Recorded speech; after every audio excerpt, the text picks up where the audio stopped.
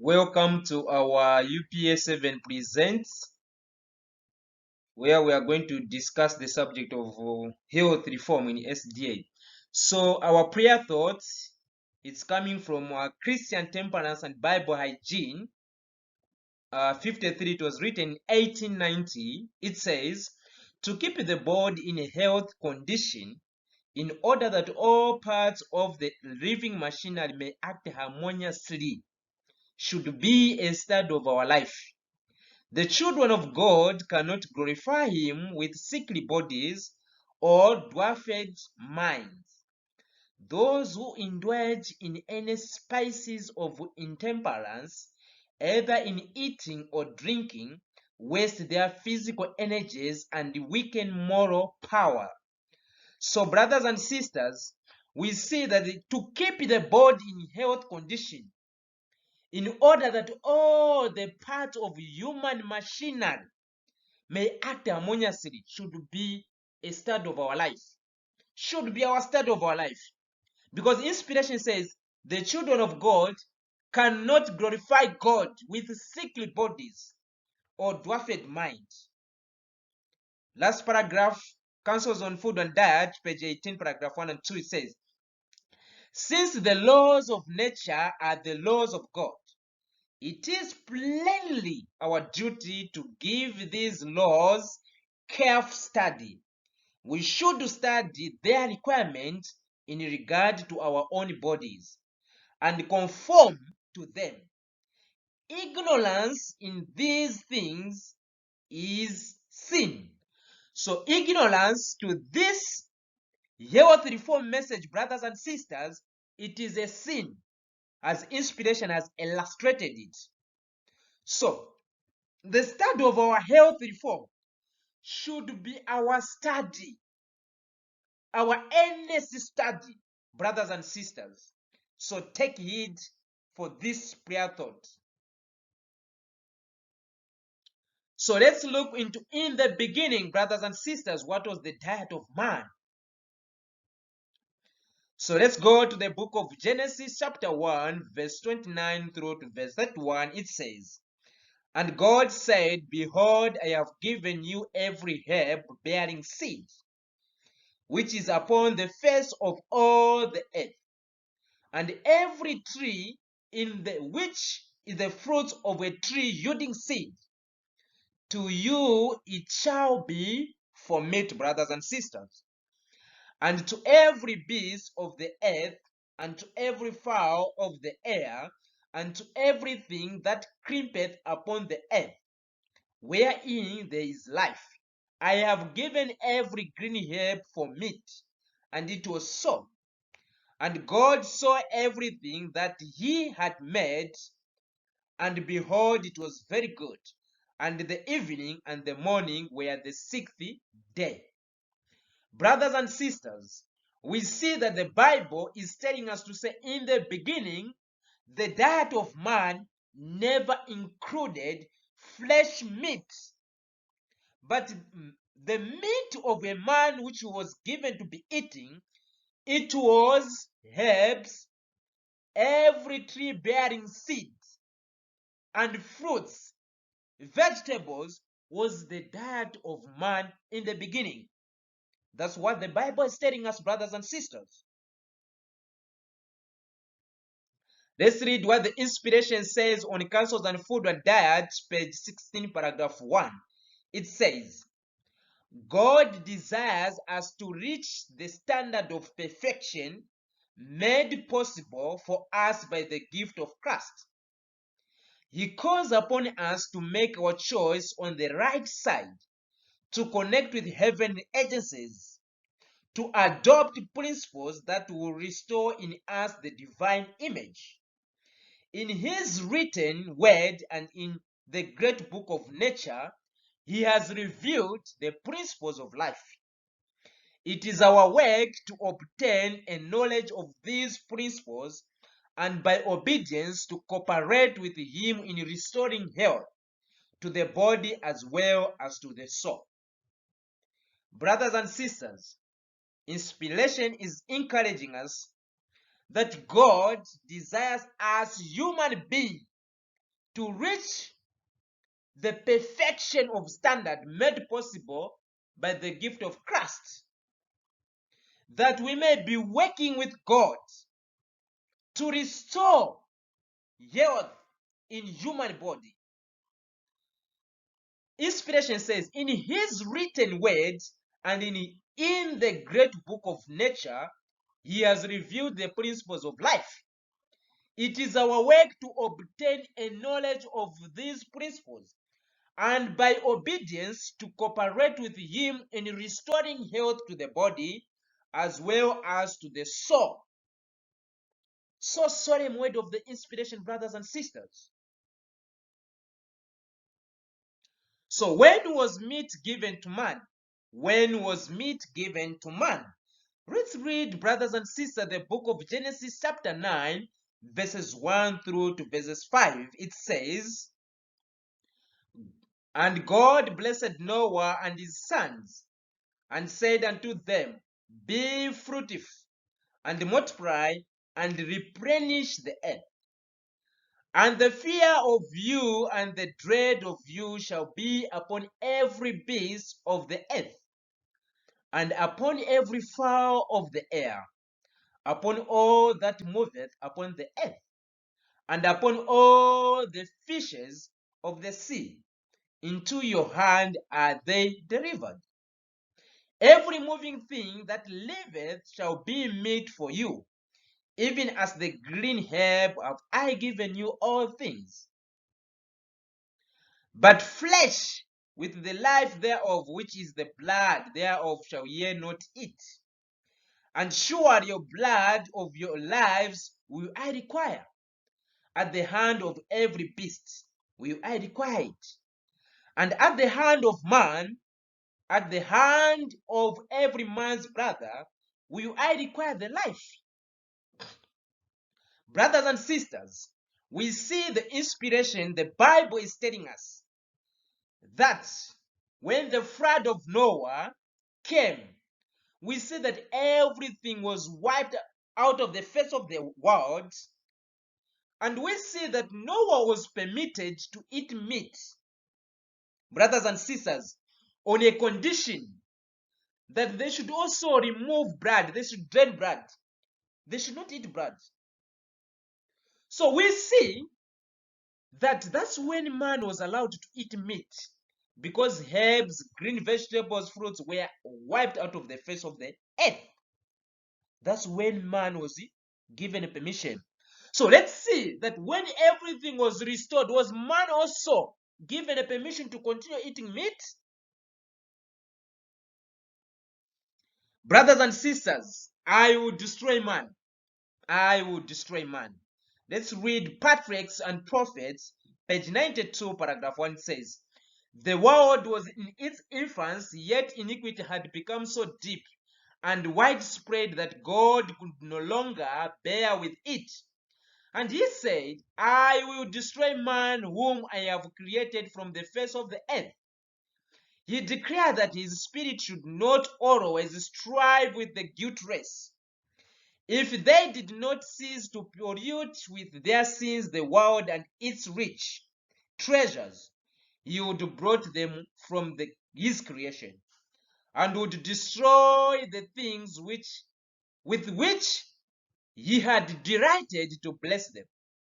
He would sweep away the beasts of the field and the vegetation which vanished such an abundant supply of food, and would transform the fair earth into one vast scene of desolation and ruin." So, brothers and sisters, this was the condition of that generation of Noah, that iniquity was high, that it would reach in heaven. And God says, I will destroy man whom I have created from the face of the earth. Okay, he will destroy man because of what? Man has become disobedient. Man is eating whatsoever he wants to eat.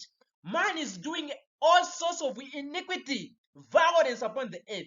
And God says, I will not bear with it. And says, I will destroy man whom I have created upon the face of the earth. So, brothers and sisters, inspiration says, he declared that his spirit should not always strive with the guiltless. If they did not cease to pollute with their sins the world and its rich treasures, he would blot them from his creation and would destroy the things with which he had delighted to bless them. So solemn word of inspiration, brothers and sisters. So let's see the diet appointed man in the beginning. What does the inspiration says about the diet which man was appointed for it by God himself before sin entered?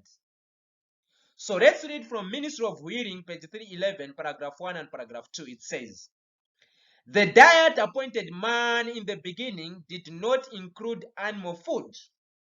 Not until after the flood, when every green thing on the earth had been destroyed, did man receive permission to eat flesh. So we see that the diet appointed man in the beginning did not include animal food, brothers and sisters, did not include any meat, any fish. It never included it. But we say that not until after the flood. After the flood, that's when we see that man was permitted to eat meat. But when everything was restored, inspiration says, did man receive permission to eat flesh?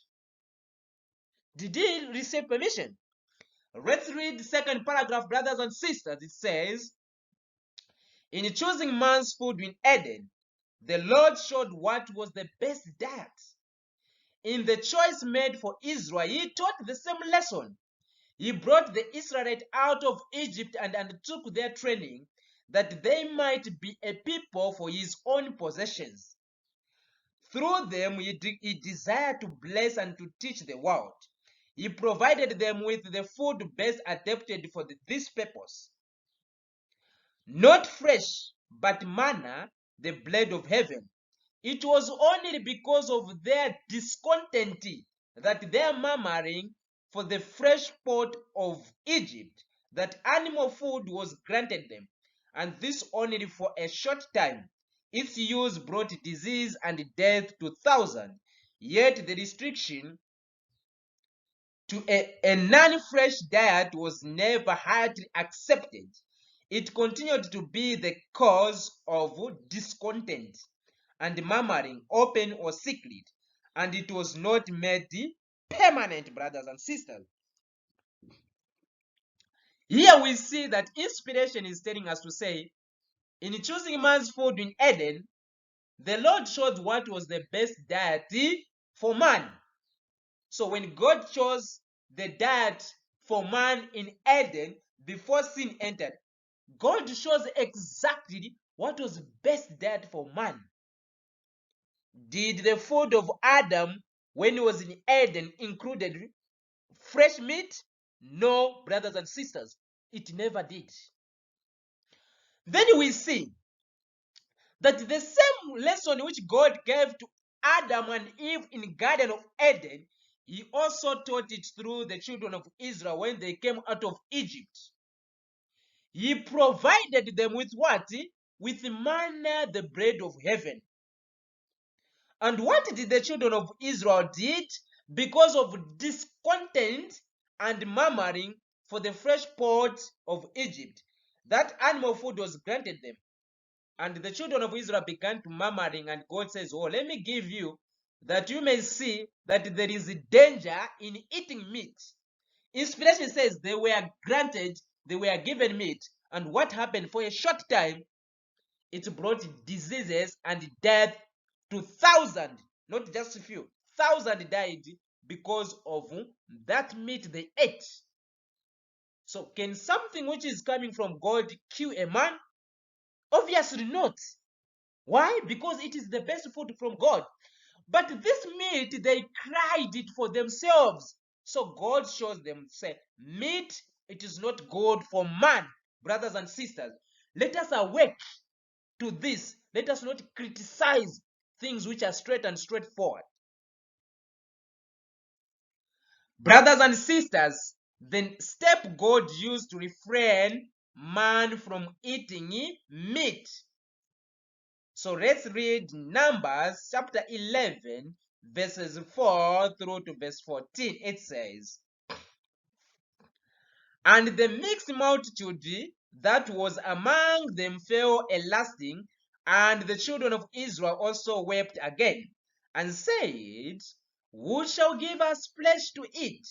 We remember the fish which we did eat in Egypt freely, the cucumbers, the melons, the leeks, the onions, and the garlics.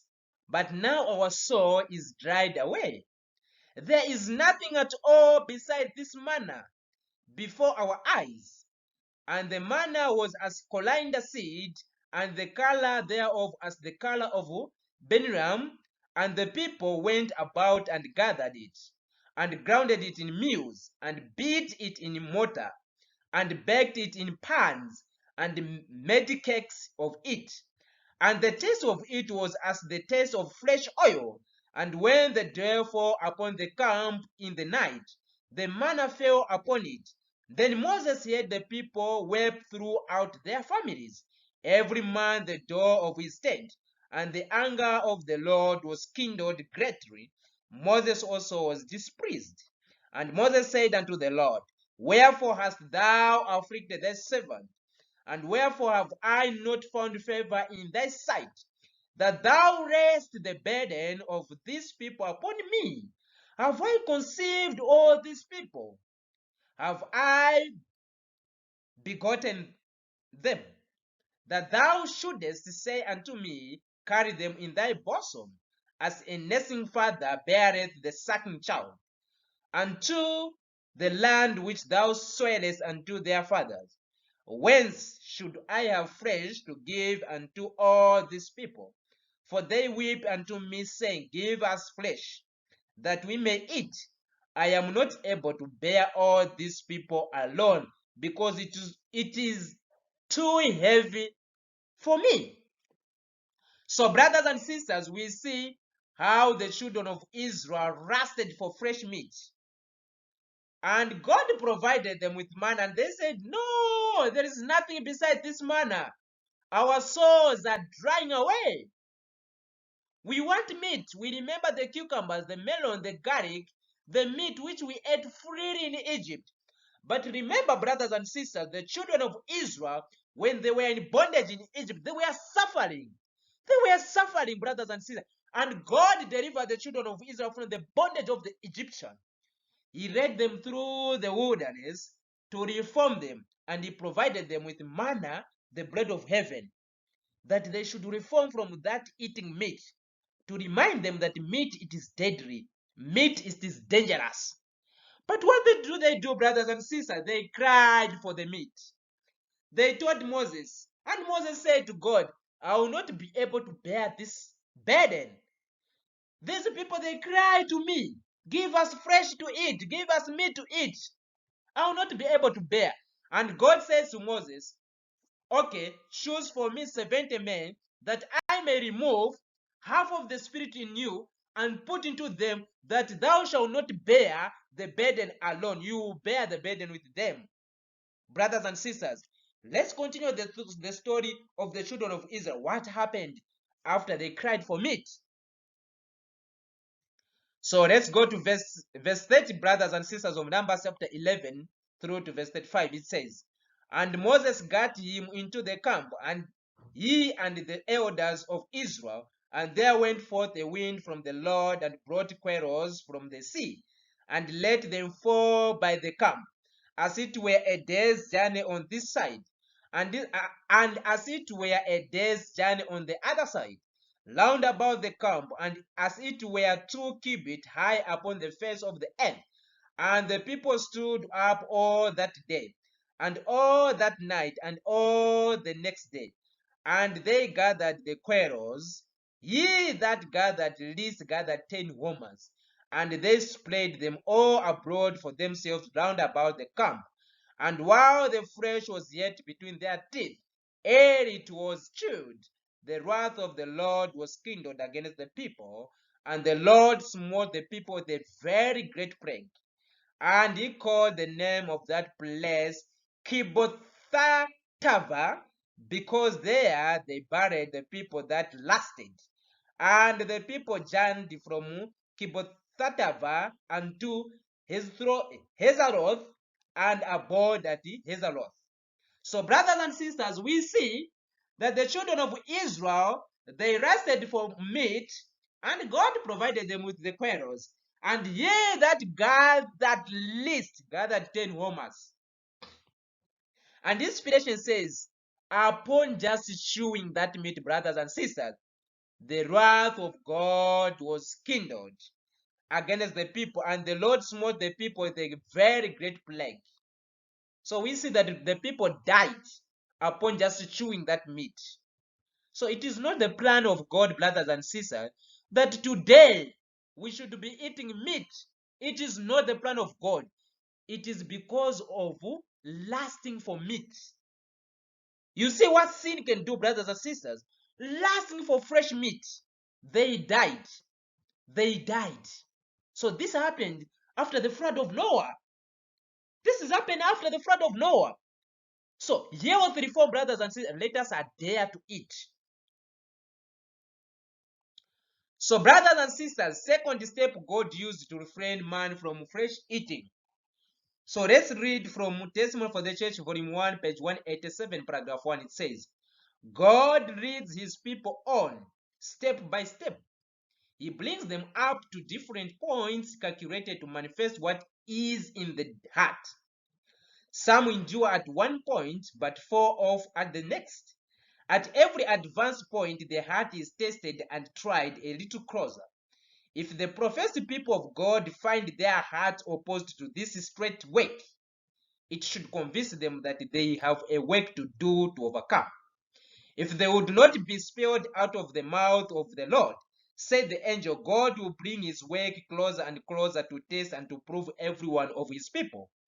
Some are willing to receive one point, but when God brings them to another testing point, they shrink from it and stand back because they find that it strikes direct at some cherished idol. Here they have opportunity to see what is in their hearts that shut out Jesus. They prize something higher than the truth, and their hearts are not prepared to receive Jesus. Oh, God, have mercy upon our life. So solemn words of inspiration, brothers and sisters,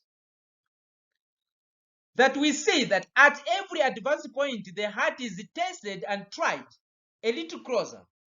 So if the professed people of God find their heart opposed to this straight work, it should convince them that they have a work to do to overcome. So this work, straight work, brothers and sisters, of health reform.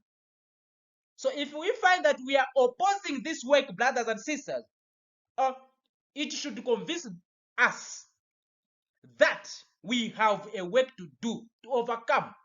It should convince us, brothers and sisters.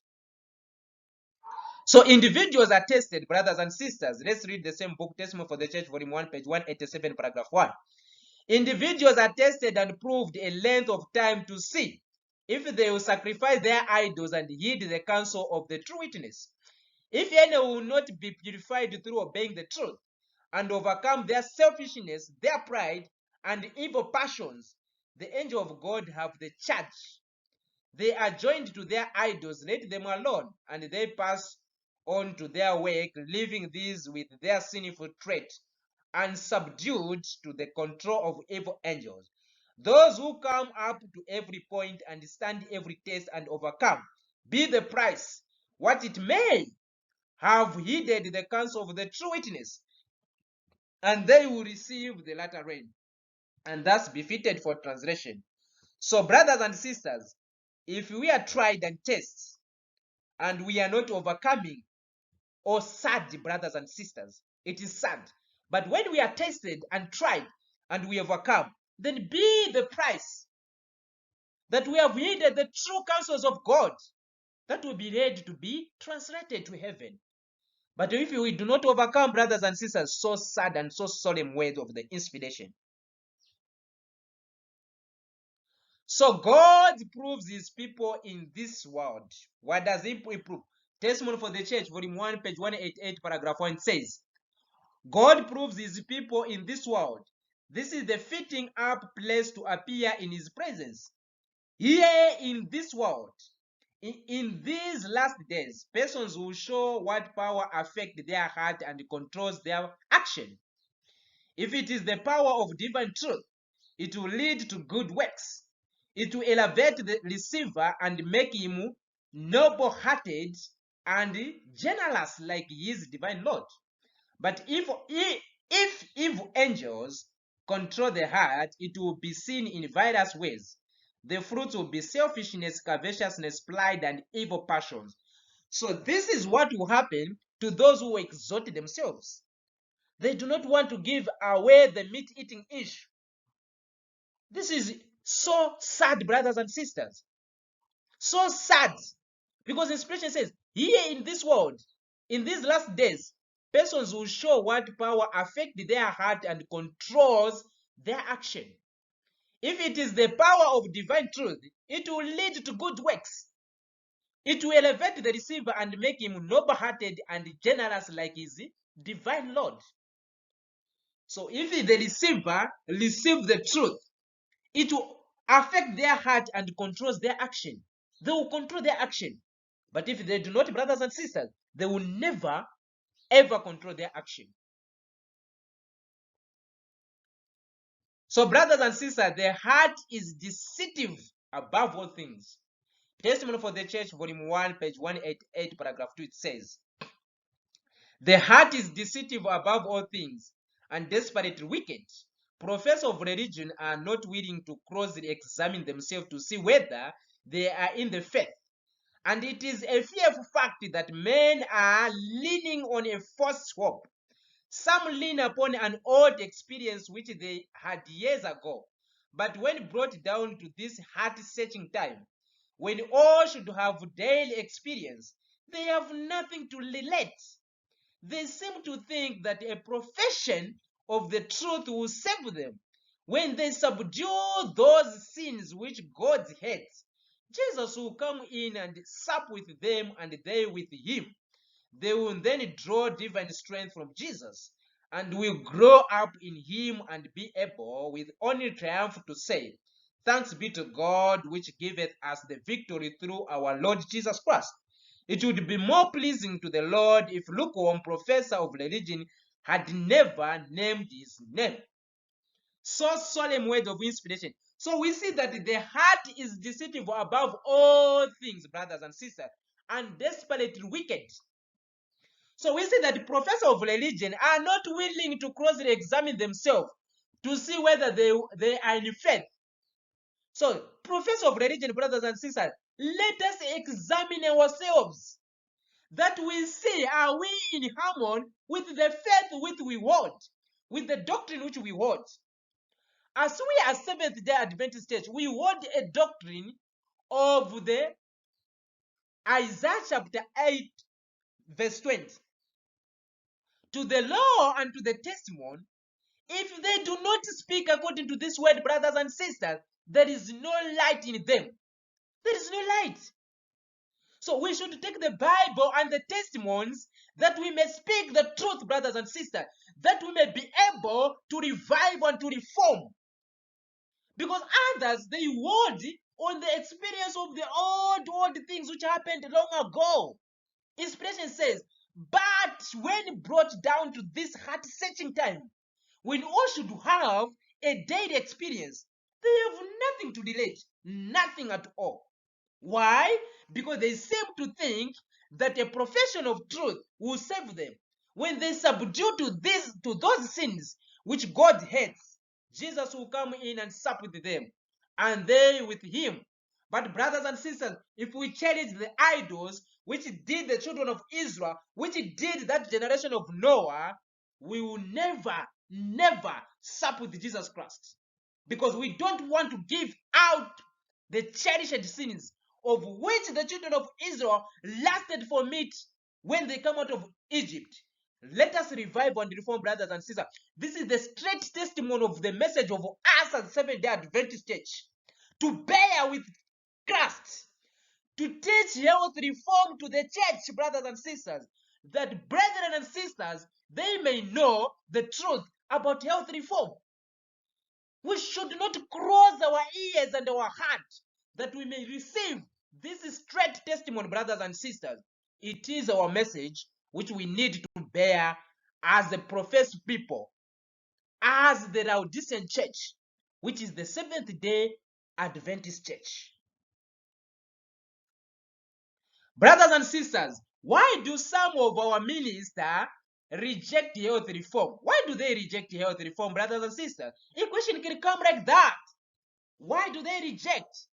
Let's read what the Spirit of Prophet says. Testimony for the Church, volume 6, page 378, paragraph 1 says, why do some of our ministering brethren manifest so little interest in health reform? It's a question. It is because instruction on temperance in all things is opposed to their practice of self-indulgence. In some places, this has been the greatest stumbling block in the way of our bringing the people to investigate and practice and teach health reform. No man should be set apart as a teacher of the people while his own teaching or example contradicts the testimony God has given his servant to bear in regard to that. For this will bring confusion. His disregard of health reform unfit him to stand as the Lord's messenger. Now you can imagine, brothers and sisters, that these ministers, they reject this message. Why? Because instruction on temperance in all things is opposed to their practice of self-indulgence. Because inspiration says, no man should be set apart as a teacher of the people while his own teaching or example contradicts the testimony God has given his servant to bear in regard to that. For this will bring confusion in church. No one should be set as a pastor, as an elder, as a teacher at the Seventh-day Adventist church whilst he is not a health reform. He eats meat. He eats everything. He is not supposed to set as a minister. That's what inspiration is saying there. That's what inspiration is saying. But what has happened? Everything has changed. We have got pastors who eat meat.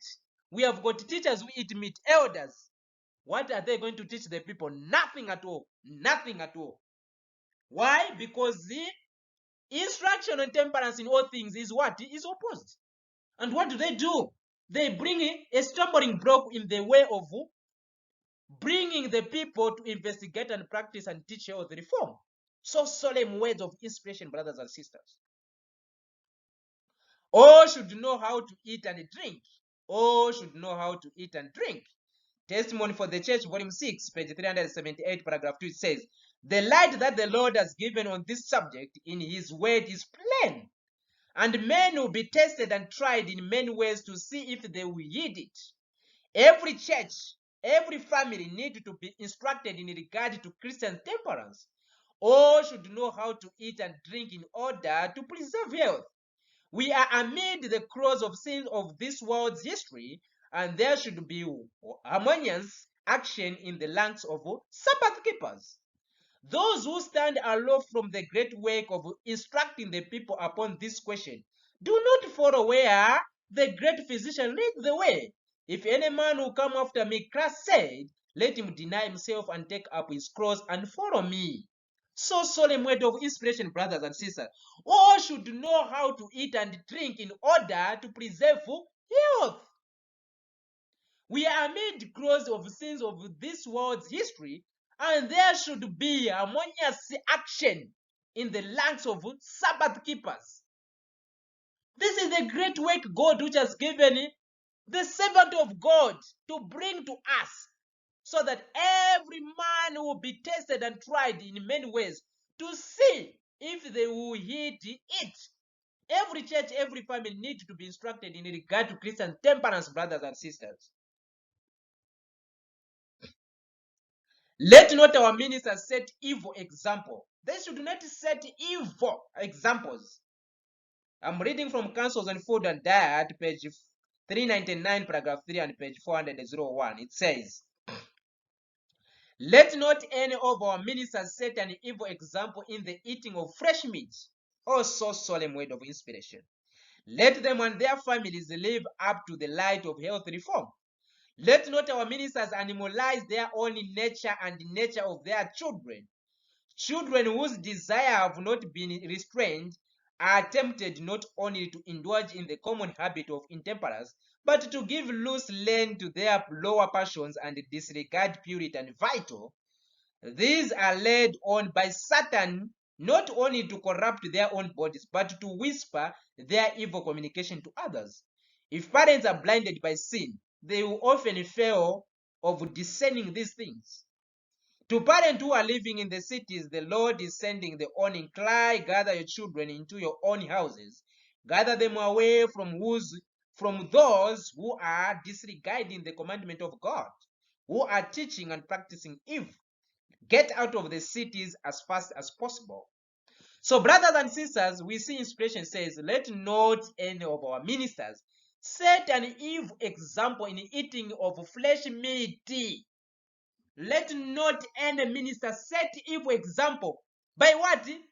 By eating meat. Don't eat meat. Inspiration says here, let not our ministers eat meat. What are you going to teach the members if you yourself eat meat? How are you going to teach them to say stop eating meat? It is impossible. So ministers with their children, they should live according to the light of health reform. The light of health reform says we should not eat meat. Even your children should not be eating meat. So the ministers should not set an evil example in eating meat. That's what inspiration is telling us. So let not our ministers animalize their own nature and the nature of their children. Children whose desire have not been restrained are tempted not only to indulge in common habit of intemperance, but to give loose rein to their lower passion and to disregard purity and vital.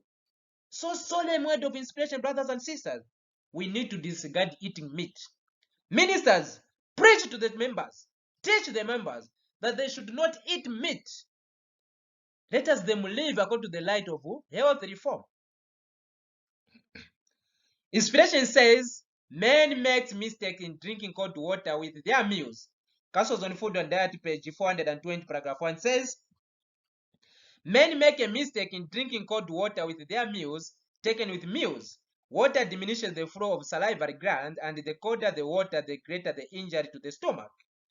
Ice water or ice lemonade drank with meals will arrest digestion until the system has imparted sufficient warmth to the stomach to enable it to take up its weight again. What drinks are debilitating, and beside, those who indulge in their use become slaves to the habit. Food should not be washed down. No drink is needed with meals. Eat slowly and allow the saliva to mingle with the food. The more liquid there is taken into the stomach with the meals, the more difficult it is for the food to digest, for the liquid must first be observed. So many people make mistakes in drinking cold water with their meals. When they are eating, they drink cold water. So inspiration says, the greater the colder the water, the greater the injury to the stomach. Because when you drink cold water, you arrest the stomach. You give the stomach a wake to start warming the stomach so that the digestion process can begin. So when you eat and drink cold water, you arrest the digestion system. So you see that the stomach, now you give the stomach wake to start warming the stomach so that the digestion can take place. So this is deadly, brothers and sisters. You are giving the stomach wake and most people get sick. Okay, so food should not be eaten with cold water. Better you drink water 1 hour or 2 hours before you eat. Then you eat. Don't drink and eat. Even those who who eat and drink drinks, they arrest the stomach, and they injure the stomach, because water diminishes the flow of salivary glands. So overtaxing the stomach is a sin, brothers and sisters. I'm reading from Councils on Food and Diet, page 131, paragraph 1 and paragraph 2. It says, overtaxing the stomach is a common sin, and when too much food is used, the entire system is burdened.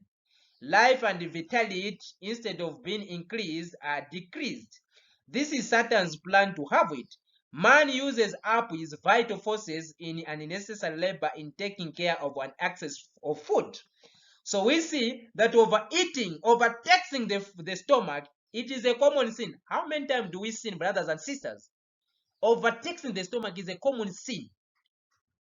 So we should stop overtaxing our stomach because it is a sin. Because and when too much food is used, the entire system is burdened. So we burden the stomach and the entire system. Life and vitality, instead of being increased, are decreased. So we see that this is Satan's plan to have it, that we should overtax the stomach so that we burden the system. So sad and so solemn, brothers and sisters. Last paragraph says, by taking too much food, we are not only improvidently waste the blessings of God, provided for the necessity of nature, but do great injury to the whole system. We defile the temple of God, it is weakened and crippled, and nature cannot do its work wisely and well, as God has made provision that it should. Because of the selfish indulgence of his appetite, man has oppressed nature's power by comparing it to do work it should never be required to do. So this is straightforward. We lose the blessing of God if we do overtake the stomach, and we do great injury to the whole system, brothers and sisters. 5 hours should elapse after each meal.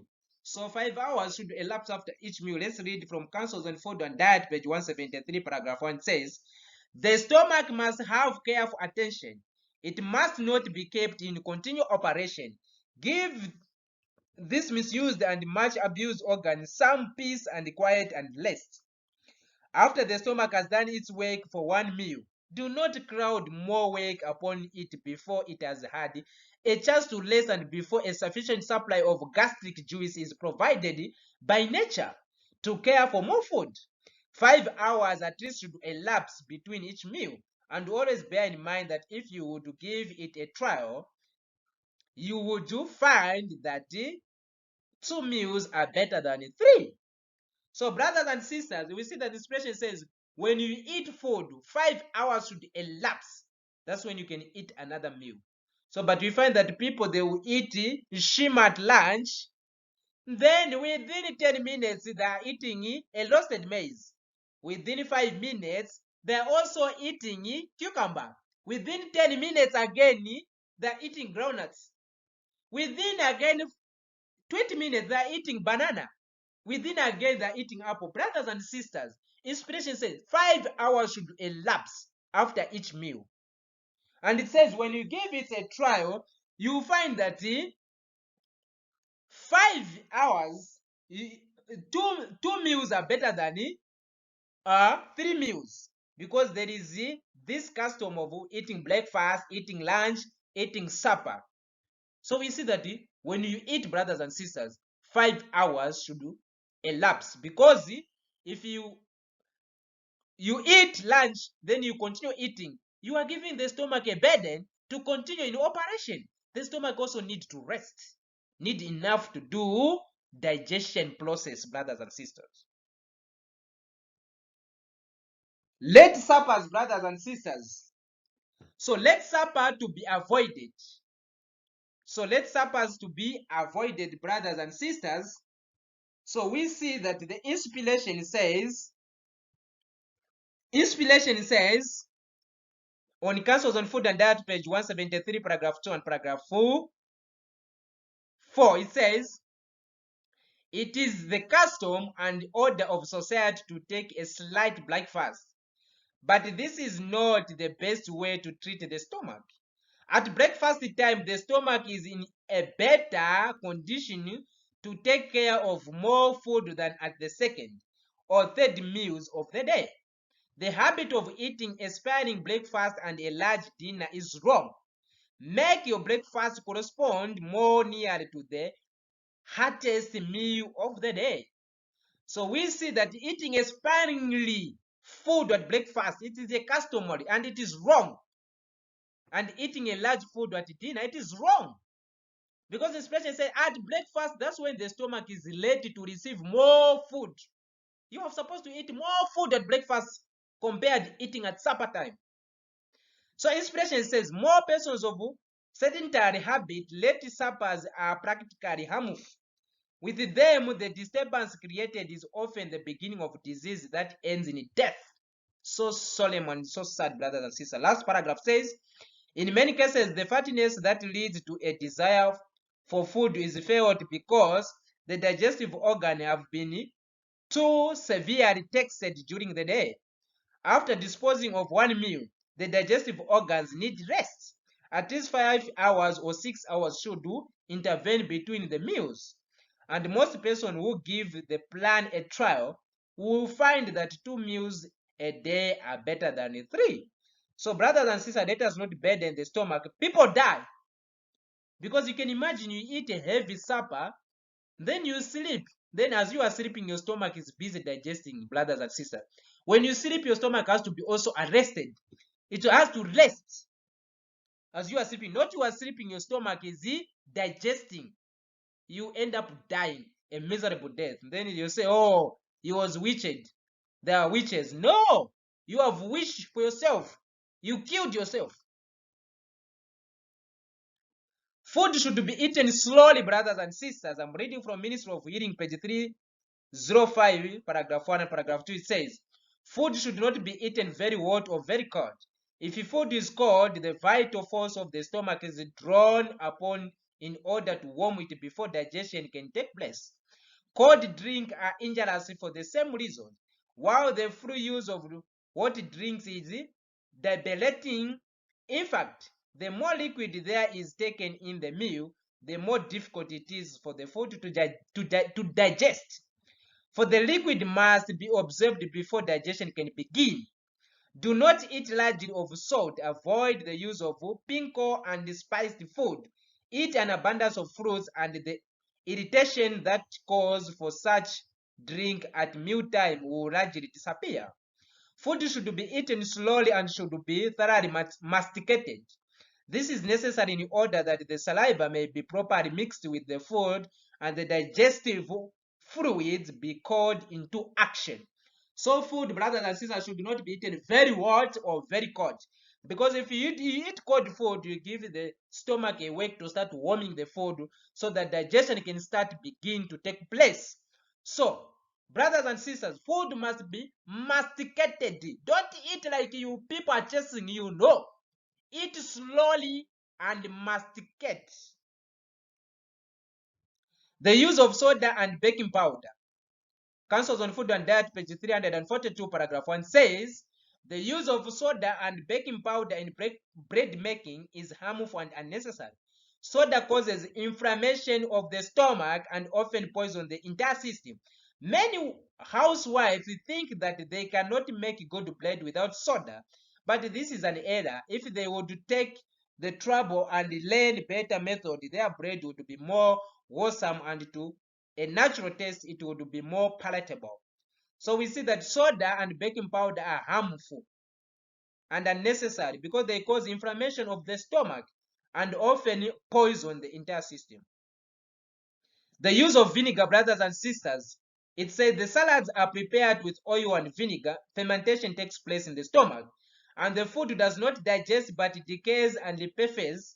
As a consequence, the blood is not nourished but becomes filled with impurities, and the liver and kidney difficult appears. Councils on Food and Diet, page 345, paragraph 1. So we see that vinegar causes fermentation takes place in the stomach. It should be avoided. Tea and coffee, brothers and sisters. So we see that the stimulating diet and the drink of this day are not conducive to the best state of health. Tea, coffee, and tobacco are stimulating and contain poison. They are not only unnecessary but harmful and should be disregarded if we should add to knowledge temperance. So tea and coffee, brothers and sisters, should be disregarded. Tea is poisonous to the system. Christians should let it alone. The influence of coffee is in a degree the same as tea, but the effect upon the system is still worse. Its influence is exciting and just in the degree that it elevates above par, it will exalt and bring prostration below par. Tea and coffee drinker carry the marks upon their faces. The skin becomes sallow and assumes a lifeless appearance. The glow of health is not seen upon the countenance.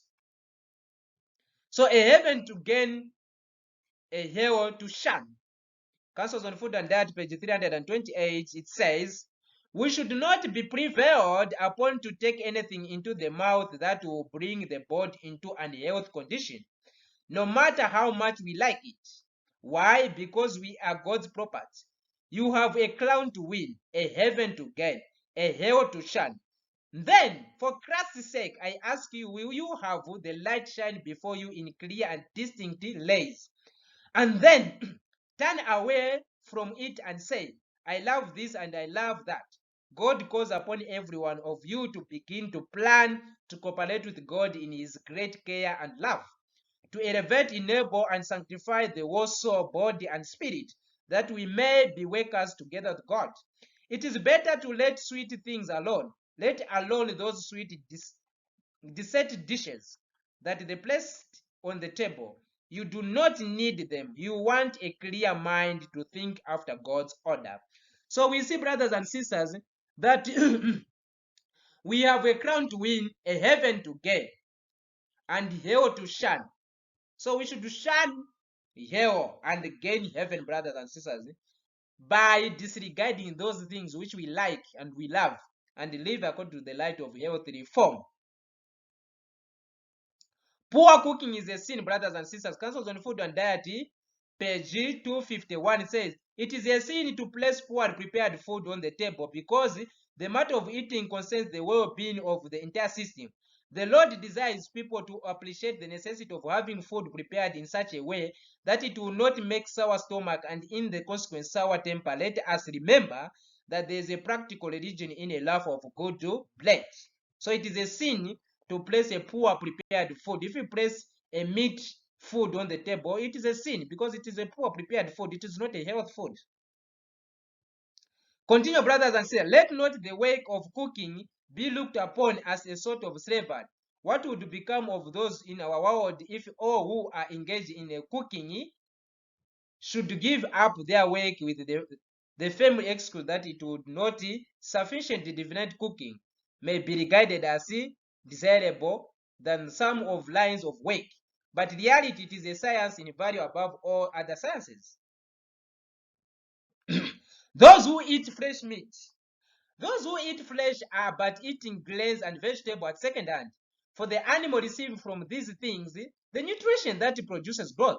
The life that was in the grains and vegetables passes into the eater. We receive it by eating the flesh of animals. How much better to get it directly by eating the food that God provided for our use?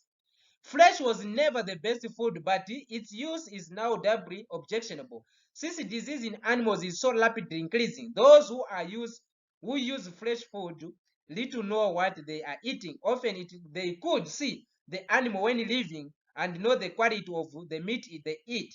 They would turn away it with loathing. What happened to those who are there to health reform? Counsels on Health, page 42, paragraph 3 says, if ever there was a time when the diet should be of most simple kind, it is now. Meat should not be placed before our children. Its influence is to excite and strengthen the lower passion, and as it tenders to deaden and moral powers. Grain fruits prepared from free grease and in natural condition as possible should be the food for the table. So ceasing. So Counsels on Food and Diet, page 42, you can read that. So the health reform. So let's read on Counsels on Food and Diet, page 32, paragraph 6. The health reform was shown is a part of the third angel's message and is just as closely connected with it as the arm and the hand with the human body. I saw that people must make an advancement move in this great work. Ministers and people must act as consent. God's people are not prepared for the loud cry of the third angel. They have a work to do for themselves which they should not leave for God to do for them. So they have got a work to do. So health reform is connected with the third angel's message. They cannot be separated, brothers and sisters. Continue. In order to be fitted for translation, the people of God must know themselves. They must understand in regard to their own physical flames, that they may be able with the psalmist exclaim, I will praise thee, for I am fearfully, wonderfully made. they should ever have the appetite in subject to moral and intellectual organs. The body should be servant to the mind and not the mind to the body. Councils on Food and Diet, page 33, paragraph 1. So the work of health reform, brothers and sisters, Councils on Food and Diet, page 77, paragraph 1 says, the work of health reform is the Lord's means for lessening suffering in our world and for purifying his church. Teach the people that they act as God's helping hand by cooperating with the master workers in restoring physical and spiritual health. In order to know what are the best food, so we see that in order to know what are the best food, you can read from Councils on Food and Diet, page 81 and paragraph 1 and paragraph 2. So great reform brothers and sisters. So Councils on Food and Diet, page 382, it says, great reform should be seen among the people who are claiming to be looking for the soon appearing of Christ. Health reform is to do among our people a work which it has not yet done. There are those who ought to be awake to the danger of meat eating, who are still eating the flesh of animal, thus endangering the physical and mental spiritual health. Men who are now only half converted on the question of meat eating will go from God's people to walk no more with them. So meat eating, brothers and sisters. So those who are indulging in meat eating, tea drinking, and gluten are sowing seed for harvest of pain and death. Councils on Food and Diet, page 382, paragraph 2. You can read that. Many die because of meat eating. So many die of disease caused wholly by meat eating, yet the world does not seem to be wiser. Animals are frequently killed that have been driven quite a distance for the slaughter. Their blood has become heated. So you can read this Councils on Food and Diet, page 385, paragraph. So, beloved, I wish above all things that thou mayest prosper and be in good health, even thy soul shall prosper. John 3, chapter 2. Since the laws of nature are the laws of God, it is plainly our duty to give these laws careful study. We should study their requirement in regard to our bodies and conform to them. Ignorance in these things is a sin. Councils on Food and Diet, page 18. You can read. So among those who are waiting for the coming of the Lord, meat eating will eventually be done away. Flesh will cease from their part. You can read that from Councils on Food and Diet, page 308, paragraph 4. So summary, brothers and sisters, God is as truly as the author of physical laws, he is the author of our moral laws. It is a sin to violate the laws of health. The work of health reform is the Lord's means to lessen suffering in our world and for purifying his church. Meat eating is not part of man's diet since from the beginning. Ministers who are not health reformed should not preach or teach in our SDA church. Read that of Testimony for the Church, volume 6, page 378. Health reform message is connected with the angels' message. Men who are now only half converted on the question of meat eating will go from God's people to walk no more with them. Councils on Food and Diet, page 382, paragraph 1. So, end of our study, brothers and sisters. Please, you can contact us from all this contact team. May the good Lord bless you as you ponder on this truth so that you may live in health and live according to the health reform message. God bless you all. Amen.